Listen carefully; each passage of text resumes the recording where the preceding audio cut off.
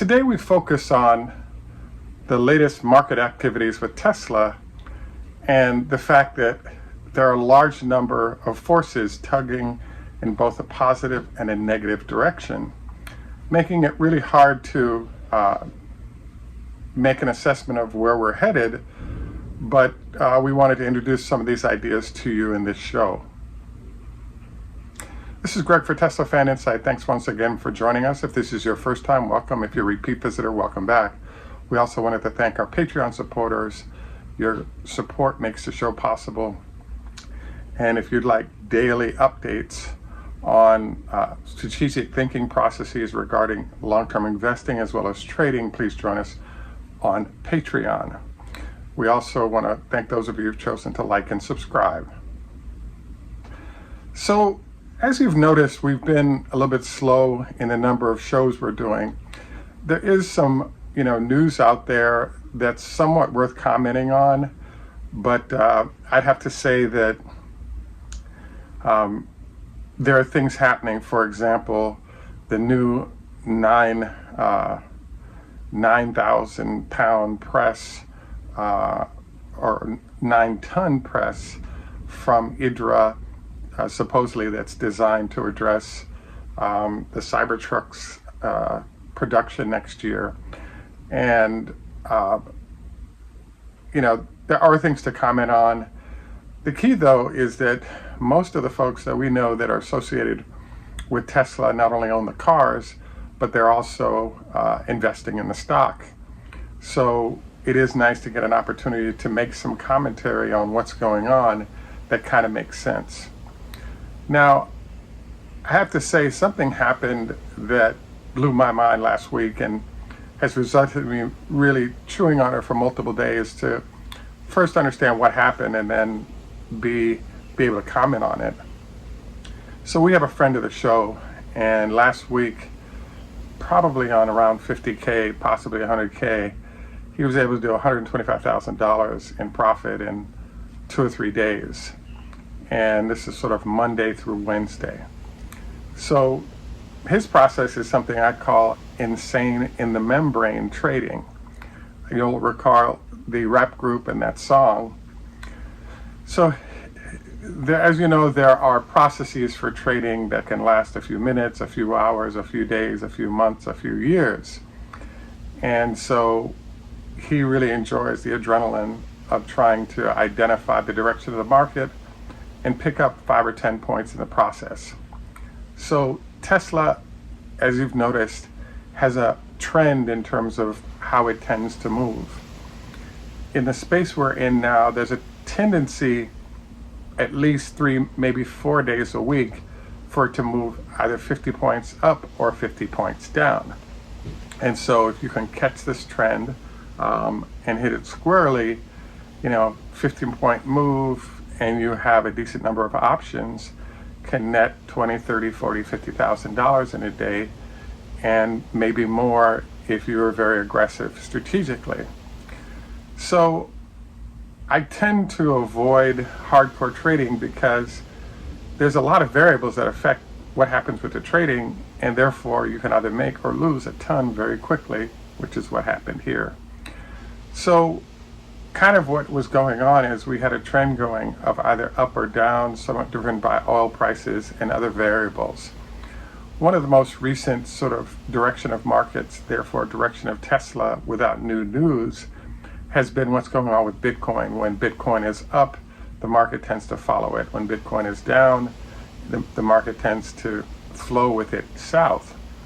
So our friendly trader got into a situation where he was riding the trend of Tesla stock rising one day, then dropping the next, then rising, etc. And last week, as you may recall, the Fed minutes were revealed, and the anticipation was that those minutes would in general be negative and therefore pull the stock down dramatically. And so the position taken was to actually buy a lot of puts, anticipating it would drop. The opposite happened. The market, starting at 8:30, started rising in the morning, and then when options to stock opened at 9:30, it started accelerating up. So all of a sudden, all the put positions that were there that were heavily leveraged, let's say Thursday into Friday, the value just disappeared very, very quickly. And as you may recall, Tesla's stock price was up $50, at least, maybe even $70 at one point during the day, and then pulled back. And so I guess the riskiest time to trade is when you only have one day of time value left, i.e. you're buying, let's say, Wednesday night or Thursday morning, and you have expiration on Friday. And so it's very inexpensive, the options that normally are very high cost, and you can accumulate a lot of them if you pick the right direction of the market, can actually be very lucrative. So this is kind of the situation that my trader friend got into, and I felt kind of bad for him because the sort of fundamentals that he was using to trade seemed to actually fit the direction that he chose. It's just that things went completely in the opposite direction.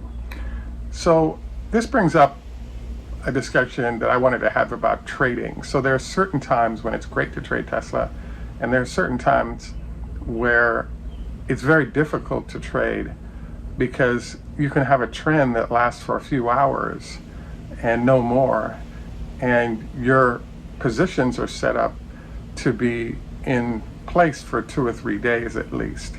And if you don't have time value, you're screwed, basically.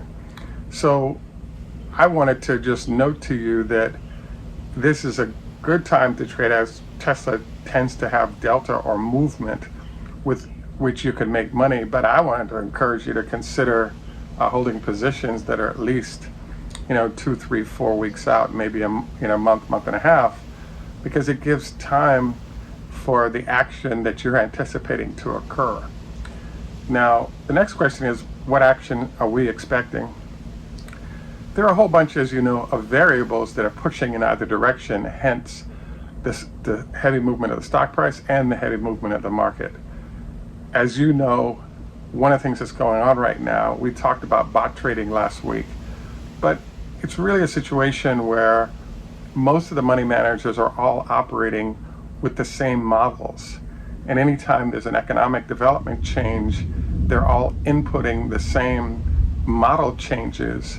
And as those changes are input, you all of a sudden have rapid movement either up or down. As you also know, we're in a situation now with Tesla where we're 3 weeks away from all the numbers coming out, and therefore we're going to have a whole bunch of data to work with relative to how earnings are going to look. It's an interesting zone right now because the traditional tech leaders in growth, be it Google or Amazon or Snap, etc., all these companies are getting smashed right now. They're advertising dependent, and there's not a lot of advertising dollars are declining with the general marketplace. And then look at Tesla. It's relying on the fact that, I want to call it a contra indicator. So if you think about it, one of the reasons Tesla's backlog is so big right now is because of spiking oil prices. I don't know if you're in a tech company yourself, but one of the most amazing things I've been watching is $100,000 to $300,000 a year executives at big companies taking advantage of the free electricity that's being offered as a perk at many of the top tech companies. So as a result, you have all these people saying, why should I pay for gas when either with panels at my house or with free electricity at the office, I don't have to pay for gas. And it's an incremental add to their sort of profit. So there are people that I've heard of, for example, driving Taycans or other electric vehicles that allow them to take advantage of this benefit. So bottom line is that there's heavy demand for electric vehicles, especially Teslas. And you can maybe start watching the prices of used Teslas to also further tell you where we are in the process. There's still a vehicle shortage, both ICE and electric. And people still have to get around. Even if the prices are rising, they're willing to spend. And the people buying things like Teslas, et cetera, are some of the wealthiest execs.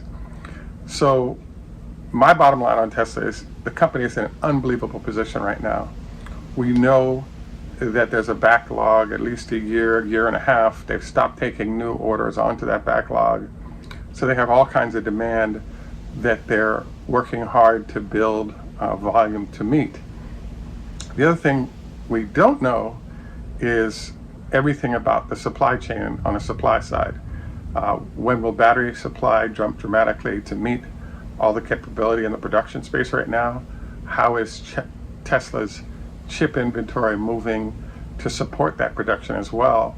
Because I really think it's those two areas that are the primary constraints on Tesla's ability to push out way more cars. As you know, a piece of information came out that they're back to 70% of production in the Shanghai factory as things have opened up a little bit, but which is good, and the 70% suggests semi-bad things. But on the other hand, you have a situation where both of the new factories are producing without any problems and selling vehicles. So as a result, we're seeing an accelerating amount of production coming out of all facilities. And profitability should actually be up because as production comes out of Europe, there are no within the EU taxes that Tesla would get hit with. So that portion of production is actually going to see higher profit margins because of this. So from many angles, it's just an unbelievable bonanza for Tesla. And we're really looking forward to good numbers, great numbers emerging that allow Tesla to sort of fight the trend of the market in general. So when you look in general at tech stocks, Tesla's down, call it 25% from the 1,200 highs of just before, at the beginning of the year to now 750-ish on its stock price, down 25%. But I mean, look at Amazon from 3,500 down to 2,000. We've seen similar drops in other big tech names, but Tesla's holding up pretty well despite some of these issues. And I believe that the solid operating stuff is what's driving this. The only missing link, though, is Elon taking the time to share more deeply how the supply chain is working, because he always beats the number, which is good, but there's a concept called price to perfection, and in the case of Tesla, they got to justify their price even in a difficult market condition. So in general, I think we're in a great position right now for Tesla in terms of what's going on. I also think Elon's kind of getting bored because everything's working so well, therefore new projects like Twitter, etc. But, I think that the other thing that's going on that's lurking here is, in theory, the market should have been cut in half as interest rates are rising, because it's not only how much the rates have risen, but how steep the curve is that the Fed is doing to get the rates up to a higher number to reduce inflation. So the challenge that's happening right now is, wait a second, the market in theory should crash, but the problem is that oil and oil services is 25% of the market.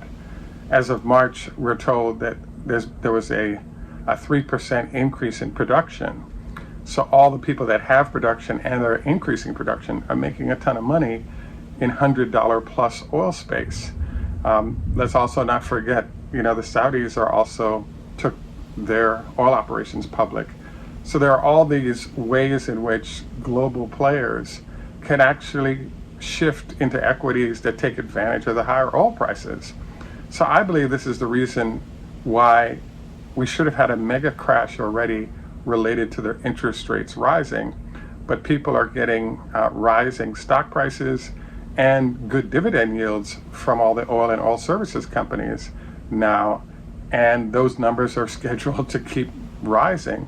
So there are places for people to put money and benefit from growth in value of shares, as well as growth in the dividend checks they're getting, because yes, interest rates are up, but I actually think the growth rate, let's say pick Exxon. So the growth rate of Exxon's stock price in this environment, combined with what those big oil companies are spitting off in terms of profits, exceeds what your bond rate of yield might be. and those companies are fairly stable, giving a good reason why at least certain sectors are doing well. You know, this also goes, I often mention Moderna and some of the key mRNA supply chain that are also benefiting from increased demand given where we are in COVID, and now kids are authorized to get a shot, etc. So it's a mixed bag for the market basically, and Tesla's doing great within it, and so therefore they're not getting the full growth rate in the form of their stock because of lack of transparency about will supply chain hit them hard or not as they try to deliver on numbers. And that uncertainty, I think, is part of the reason why we're down at least 25% in the last couple of 3 months. So we look forward to finding ways to anticipate how are these numbers doing and how are they going to look going forward. So we actually look forward to your comments. I actually think the way things are going in general, I think the market continues to drop, but the Tesla and names like the oil companies, et cetera, that benefit in this environment should actually do pretty well. And the biggest shift, I think, will occur as the interest rates get a lot higher, above 5% for the Fed, more like 6%, and all of a sudden the stampede from equities over to safe bonds, might occur heavily. But as we also know, the Fed is really working hard to slow the interest rate rise to give the economy a chance to not overheat before they tamp it down and therefore potentially send us into a recession. So we'll see what happens here. We look forward to your comments on the show and suggestions on what might occur. But it's awesome to watch Tesla work and do well everywhere, and the fundamentals of long-term supply chain relative to its growth, just all around solid operations, yielding excellent revenue and profit is where we are currently. At any rate, I want to thank you for watching us in this segment. The one last thing I wanted to mention to you, I spoke with a couple of doctors regarding fasting. There are different fast processes that have been recommended by different doctors. One suggestion was to keep your eating all in a 12-hour period, and so whatever, midnight to 12, and then 12 to midnight, no food. But obviously we adjust that realistically to fit your diet, but highly recommended to consider some fasting to mix in terms of your eating process by numerous doctors. At any rate, this is Greg for Teslafaninsight. Thanks for joining us. Once again, Tschüss German, au revoir French, Hebrew, Choda have as far as the Russian, Asante, Swahili, Namaste, Hindi, Arrivederci, Italian, and in Jamaica we say enough respect, walk good man.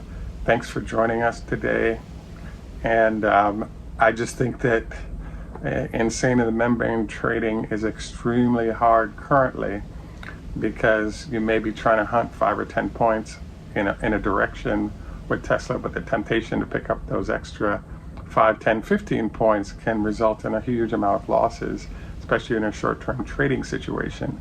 So you definitely want to be aware of what you're up to in this regard. And at the same time, also, a little hedging isn't a bad idea if you're just hanging on to the stock. Have a great day. Bye for now. And thank you for taking time out to join us.